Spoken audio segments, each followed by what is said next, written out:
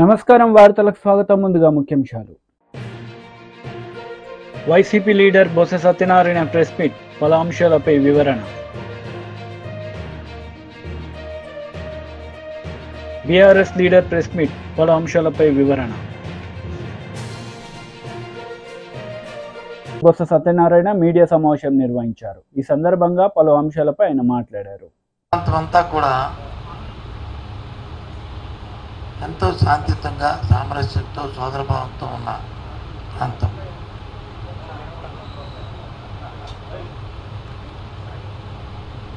ఎన్నికల నేపథ్యంలో కూడా ఎక్కడో చిన్న చిన్న సంఘటనలు తప్ప పెద్ద సంఘటనలు ఎక్కడా జరగలే, ఏ విధంగా ఇబ్బంది జరగలే. అటు రాజకీయ పక్షాలు కానీ,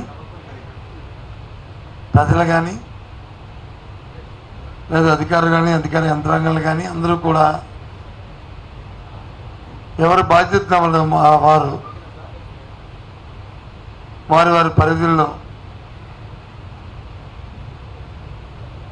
ఏదైతే మనకున్న సాంప్రదాయం ఉన్నాయో వాటి ప్రకారం ఎన్నికలు జరుపుకున్నాం.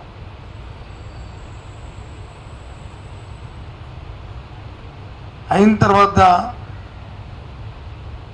ఒకటి రెండు చిన్న చిన్న సంఘటనలు జరుగుతున్న నేపథ్యంలో వాటిని రాజకీయ లబ్ధి కోసం, రాజకీయ కోణంలో దయచేసి శాంతియుతంగా ఉన్న మా ఉత్తరాంధ్ర ప్రాంతంలో ఇటువంటి సంస్కృతి లేని నేపథ్యంలో రాజకీయాల కోసం లేనిపోయిన రాజకీయ ఆరోపణలు చేస్తూ వాటిని ప్రేరేపించొద్దని అన్ని పార్టీలని కోరుతున్నాను. ముఖ్యంగా పోలీసు వ్యవస్థను కూడా కోరుతున్నాను. నిష్పక్షపాతంగా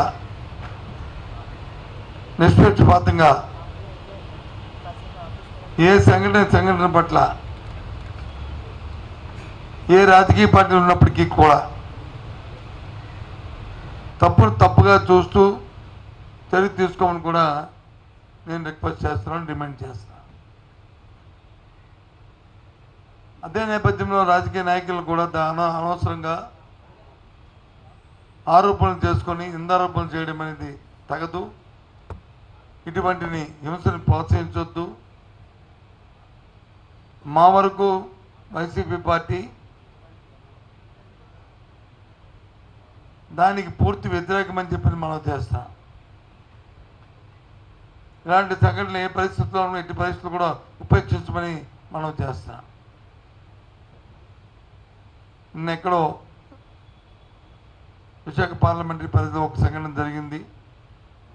దాన్ని వచ్చి రాజకీయ కోణంలో, రాజకీయ ఉద్దేశంతో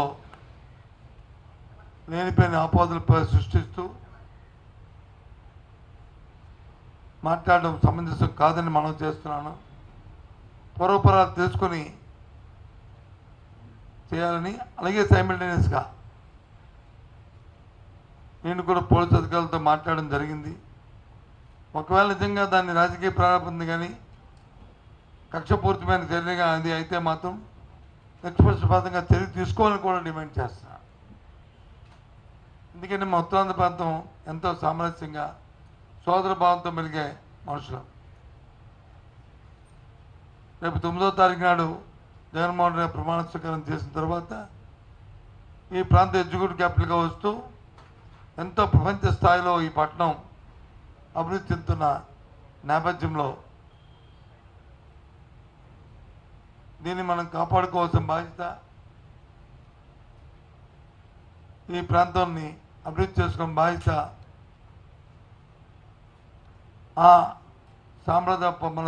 మన సాంప్రదాయాల్ని మనం కొనసాగించిన బాధ్యత ఈ ప్రాంత పౌరులుగా, ఒక రాజకీయ పార్టీ నేతలుగా కాకుండా ప్రాంత పౌరులుగా మన బాధ్యత అని చెప్పి అన్ని రాజకీయ పార్టీలు కూడా నేను కోరుతున్నాను. దయచేసి అందుకోసమే మీ ద్వారా చెప్దామని ఇవాళ ఈ పత్రికా సమావేశాన్ని ఏర్పాటు చేశానని మనం చేస్తున్నాం.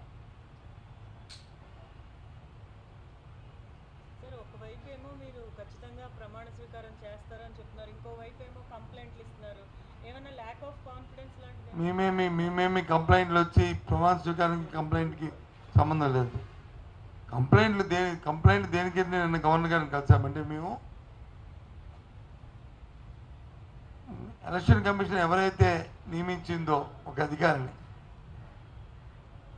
ఓ రిటైర్డ్ పోలీస్ ఆఫీసర్ని లా అండ్ ఆర్డర్ సంబంధించి పర్యవేక్షించడానికి, ఆ అధికారి ఏకపక్ష నిర్ణయం తీసుకోవడం వల్ల ఏదైనా కంప్లైంట్ ఏదైనా ఒక ఫిర్యాదు వస్తే దాని మీద క్షుణ్ణంగా పరిశీలన లేకుండా చర్య తీసుకొని ఏ ప్రాంతంలో అయితే జిల్లాధికారులను మార్చారో ఆ ప్రాంతంలోనే సంఘటనలు జరిగిన సంఘటన పట్ల ముందు కానీ వెనక కానీ దాని మీద ఆలోచన చేయలేదని చర్యలు తీసుకోలేదని చెప్పాం. ఒక అధికారిని నియమించే ముందు ఇటువంటి సున్నితమైన సమయాల్లో అధికారి తాలూకా యాంటీడేట్ వెరిఫికేషన్ చేసుకోవాలి. పూర్వపరంలో వారి తాలూకా ఎక్స్పీరియన్స్, వారి ఉద్యోగ బాధ్యతలు నిర్వర్తించినప్పుడు జరిగిన సంఘటనలు అవన్నీ పరిగణలోకి తీసుకొని చేయవలసిన బాధ్యత ఉంది. అలా కాకుండా చేయడం వల్ల ఆ తొందరపాటు నిర్ణయాల వల్ల ఈ జరిగాయని చెప్పని గవర్నర్ గారు ఫిర్యాదు చేశాం, సెంట్రల్ కమిషన్ ఫిర్యాదు చేశాం. దాని మీద నిన్న జరిగిన తర్వాత వచ్చిన ఉత్తర్వులు కూడా మనం చూసాం. అంతే తప్ప మాకే అభద్రతా భావంతో మేమేం చేయలే. ఎందుకంటే రాబోయే కాలం మళ్ళీ రాష్ట్రాన్ని పరిపాలించిన వైఎస్ఆర్సీ పార్టీ కాబట్టి అటువంటి సంగతి పునరావృతం. టీడీపీ లీడర్ మీడియా సమావేశం నిర్వహించారు. ఈ సందర్భంగా పలు అంశాలపై ఆయన మాట్లాడారు. కార్యకర్తలు మీ మాటలు నమ్మే పరిస్థితిలో లేరు. ఒక చిన్న ఉదాహరణ, ఆర్టీఏ చిత్తూరు, మీ పిఎల్ఆర్ ప్రాజెక్ట్స్ వెహికల్ నెంబర్ కూడా చెప్తాను, సజ్జల జగన్మోహన్ రెడ్డి.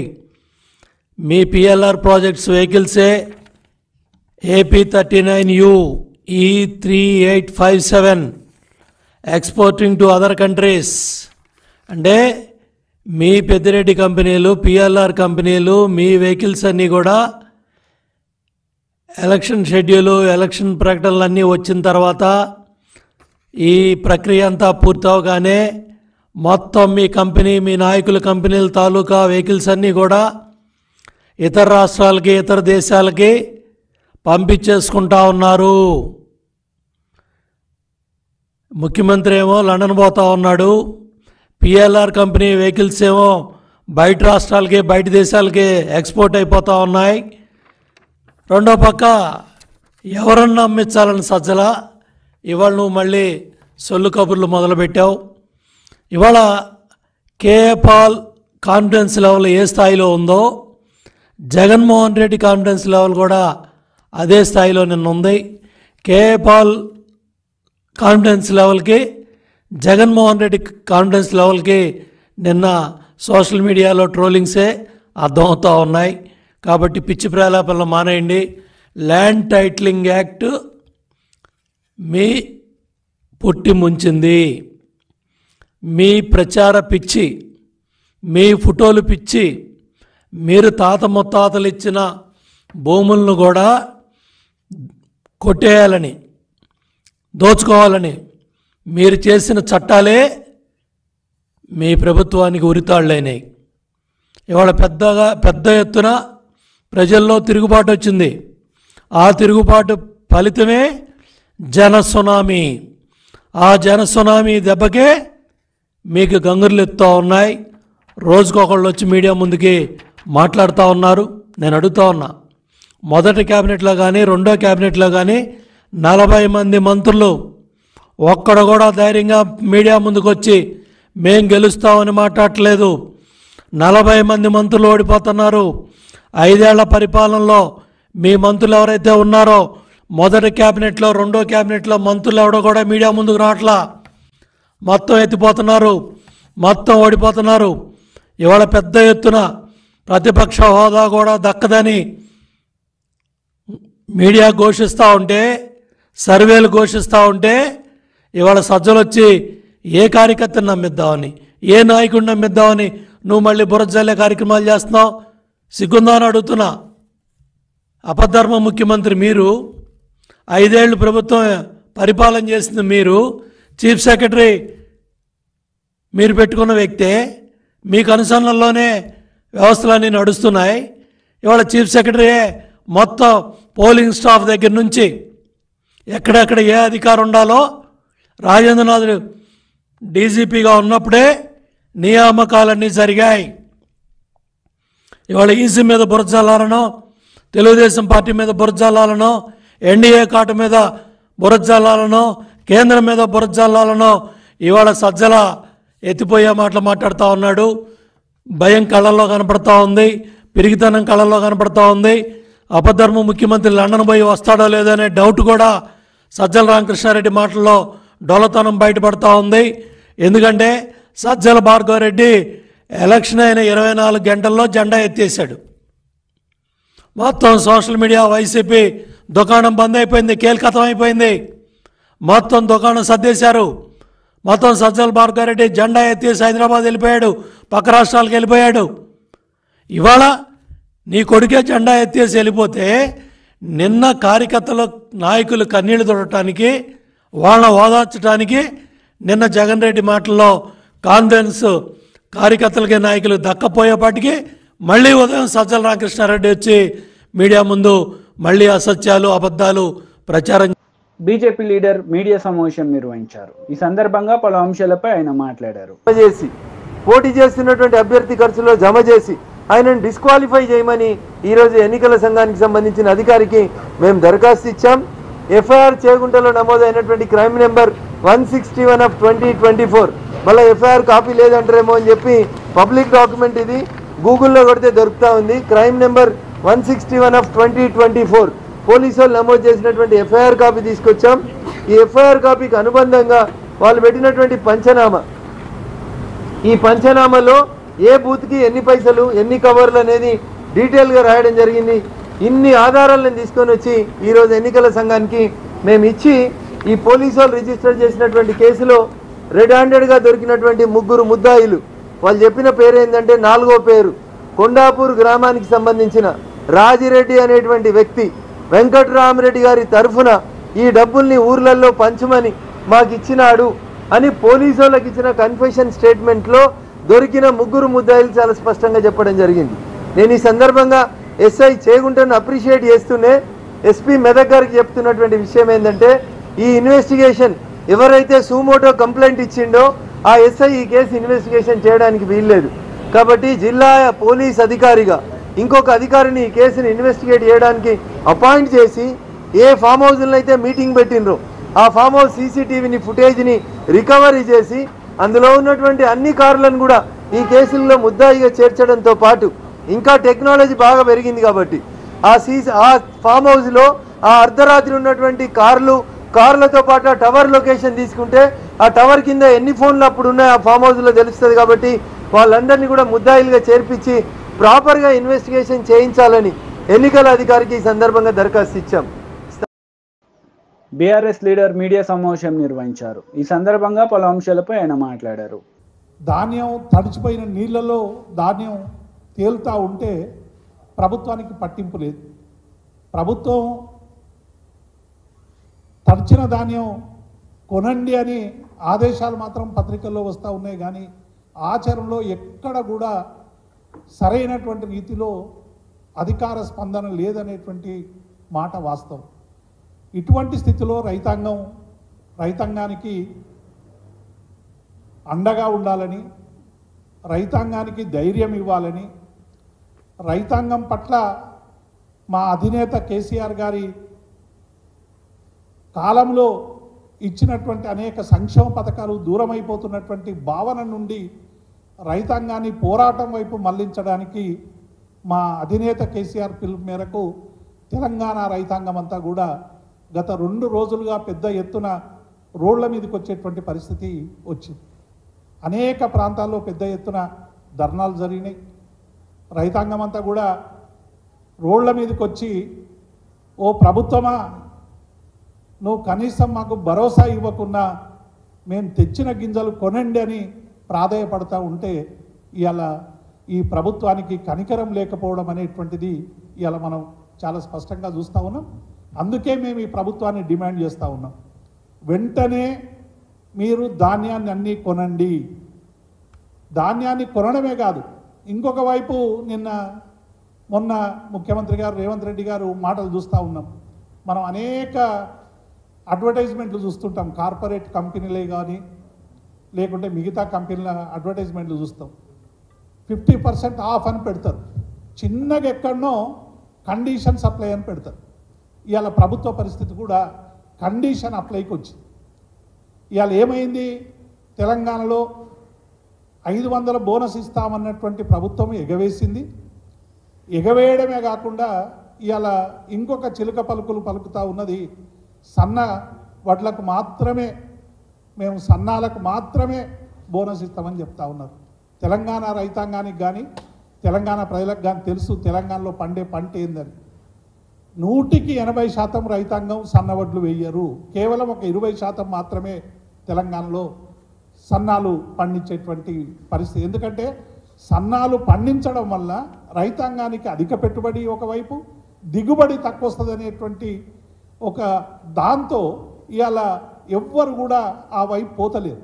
గతంలో ఒకసారి కేసీఆర్ గారు ఇదే మాట అంటే, మరి వడ్లు కొనము, మేము దొడ్డు వడ్లు కొనమని ఆ రోజు కేంద్రం ఎత్తేస్తే సన్నవడ్లు పెట్టాల్సుకున్నటువంటి దురవస్థ వస్తుందేమో తెలంగాణ కంటే, అప్పుడు వీళ్ళందరూ కూడా మా మీద ఎదురుదాడి చేశారు. తెలంగాణ రైతాంగానికి టీడీపీ లీడర్ మీడియా సమావేశం నిర్వహించారు. ఈ సందర్భంగా పలు అంశాలపై ఆయన మాట్లాడారు. లేకపోతే ఆ కోర్టు ఆర్డర్స్ ఇస్తే మొన్న మార్చి వరకు ఎటువంటి అనుమతులు, పర్యావరణ అనుమతులు కానీ ఇతరత్ర అనుమతులు కానీ ఎటువంటి అనుమతులు లేకుండా యథేచ్ఛగా అక్రమంగా ఇసుక తవ్వకాలు జరిపించారు. దీనికి ఏం సమాధానం చెప్తారు ఈ ప్రభుత్వం?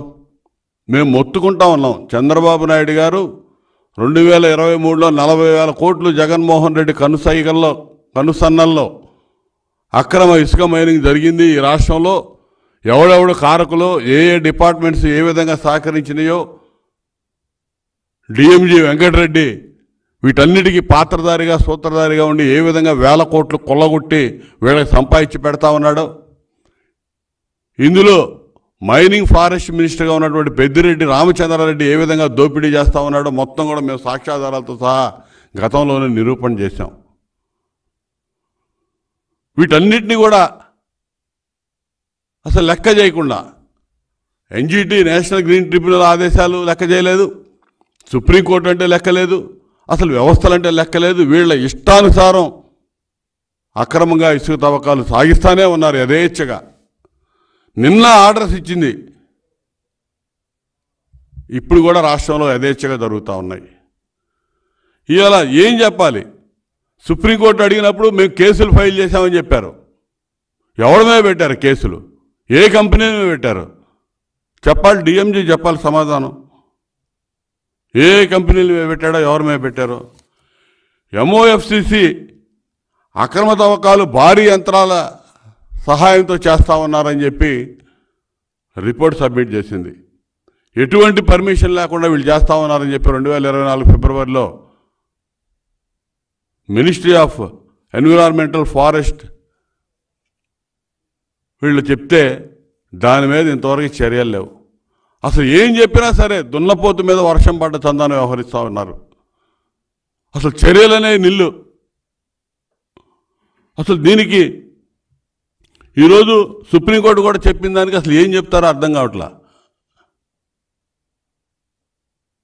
ఇప్పుడు వీళ్ళ పర్యవేక్షణ, రాష్ట్ర ప్రభుత్వ పర్యవేక్షణ లేకుండా సుప్రీంకోర్టు పర్యవేక్షణలో జరపాలి రేపటి నుంచి. కలెక్టర్లు చూస్తేనే 22 మంది కలెక్టర్లు ఒకే రకంగా ఏ అక్రమ తవ్వకాలు జరగట్లేదని రిపోర్ట్లు ఇచ్చారు. ఇవన్నీ రేపు 10 రోజుల తర్వాత 20 రోజుల తర్వాత ప్రభుత్వం. వార్తలు ముగించే ముందు ముఖ్యాంశాలు మరోసారి. YCP leader Botsa Satyanarayana press meet, పలు అంశాలపై వివరణ. బీఆర్ఎస్ లీడర్ ప్రెస్ మీట్, పలు అంశాలపై వివరణ. ఈ వార్తలు ఇంతటితో సమాప్తం. తిరిగి ప్రసారమయ్యే వార్తల్లో మళ్ళీ కలుద్దాం. అంతవరకు సెలవు. నమస్తే.